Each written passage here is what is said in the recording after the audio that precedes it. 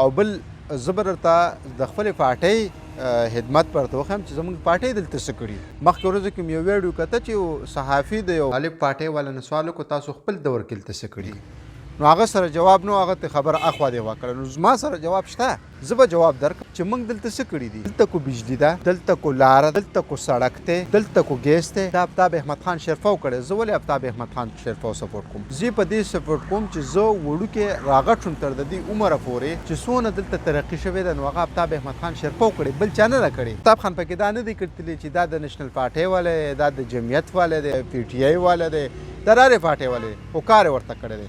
زه به درته خپل یاد کړم چې د دې پل نه راواخله تر د هغه ځای پورې هرې پارټۍ والا کس دلته اوسېږي په دې لاره باندې.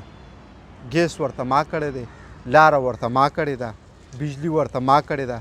ما ته دې وښیي بله پارټي دلته ما ته کار وښیي. او ورونو د ملګرو ناظمانو سټرایک کړو په پېښور کې د خپلو اختیاراتو لپاره. ما یو خپل دا دغه دی زیاتتر ناظمان په دې خوشحاله شو چې حکومت والا دا اعلان وکړو چې یاره تنخواګانې دوی ته شروع شوې، دته دونه تنخوا شوه، دته دونه تنخوا شوه. زما تنخوا نه ده پکار، ما ته د عوامو حق راکړي چې زه د عوامو ته حق ورسوم. زه به په تنخوا څه وکړم؟ دا کال ما تنخوا واخیسته، دا کال زه په تنخوا باندې وګرځېدم. د تنخوا نه بغیر دا ټولې منډې تړلې ما والي دي. زما هېڅ تنخوا نه ده پکار. زما به د ناظمانو ته خواسي چې د تنخوا لپاره مه جنګېږئ، د عوامو د حقوق لپاره جنګ وکړئ. موږ له پکار دا دی ټولو ناظمانو چې صوبایي حکومت ته مخې ته کښېنو او موږ ته د دې دا حق راوړو، د عوامو لی ورکړو، ځکه چې موږ دې متحف کړي وو. نو موږ به د خپلې تنخوا لپاره جنګ نه کوو، موږ به د دې عوامو لپاره جنګ کوو، ځکه چې د عوامو موږ متحف کړي وو.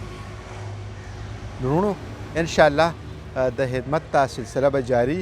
به ستاسو د دعاګانو ډېر سخت ضرورت دی او ستاسو د سپورټ چې څنګه هم په 2021 کې سپورټ کړو او زه منتخب کړم. انشاءالله دغه شانتې را روان وخت سپورټ هم درنه غواړم. ستاسو ډېره ډېره مننه. والسلام.